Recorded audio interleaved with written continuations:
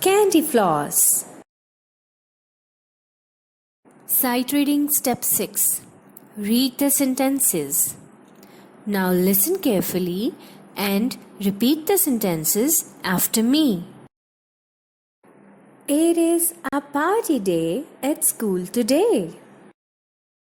Miku, Wali and Iman are dressed up in colorful party clothes.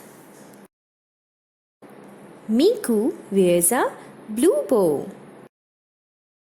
Iman wears a red hairband.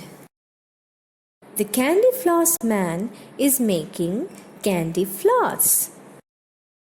Miku gets a pink candy floss.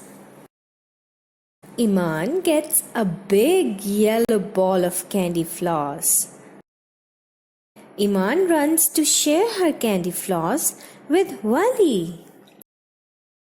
Oops! Iman drops her candy floss. Iman is sad. Miku gets a new candy floss for Iman.